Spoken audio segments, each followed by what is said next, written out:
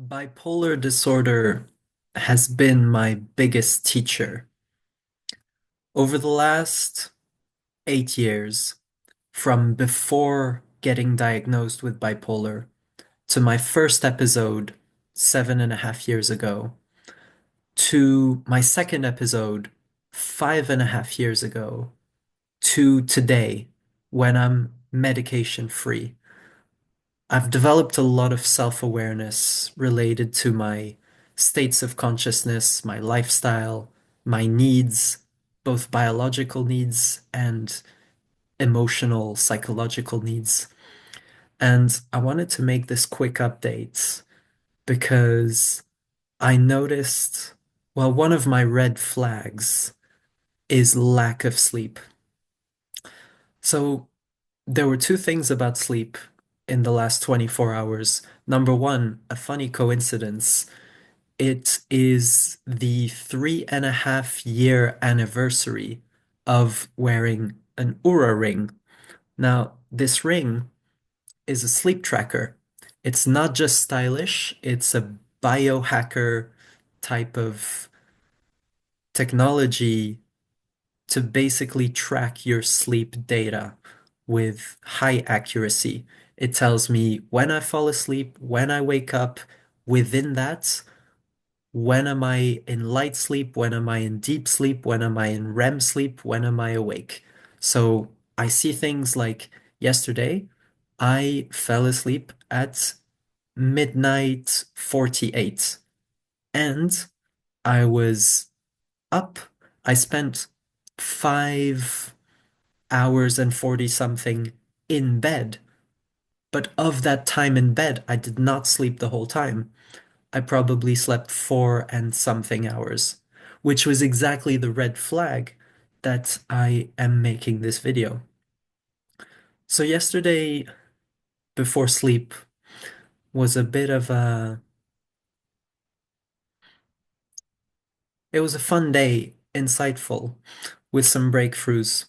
There was a THC marijuana gummy involved in the early afternoon, and a very interesting piece of writing that I made, and a spiritual experience during a hike.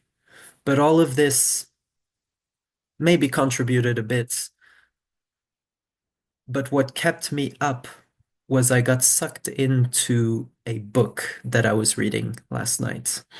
I just didn't have the energy.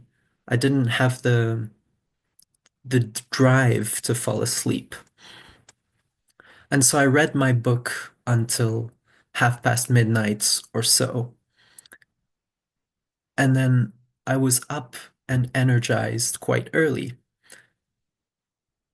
By 6:30, I was out of bed and I've been up for the last 3 hours or so. It's 9:30 a.m. when I record this video. And my point is, there's a lack of sleep, which was the early warning sign.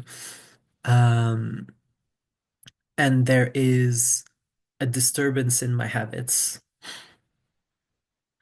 But the difference between today and many years ago is that I have let my bipolar teach me how to adjust my behavior when I see this early warning sign, which was not the case 8 years ago, because 8 years ago I didn't even know about mania.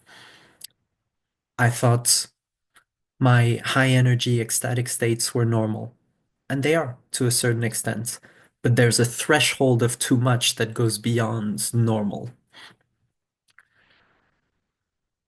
6 years ago, I knew about mania, but I didn't believe it. I did not respect the teacher enough. And so I kind of dismissed it as a one-off. I hadn't dealt with all the things I had to deal with.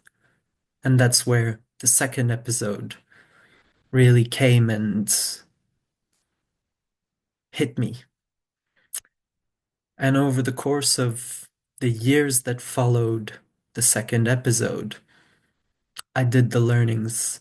And I got to a point where now I see this early warning sign. I forgive myself. Sometimes we get passionate. Sometimes we get carried away. It's okay. But we don't want to let that early warning sign spiral into something that is too much. And this is the point. This is why I'm thankful for having these lessons because I can intentionally calibrate my day to adjust and give myself the healthy things that I need in order not to go into a terrible state. Thank you so much for your time, energy, sharing this journey with me. I hope it helps, inspires, and guides to increased self awareness and decreased stigma about mental illness.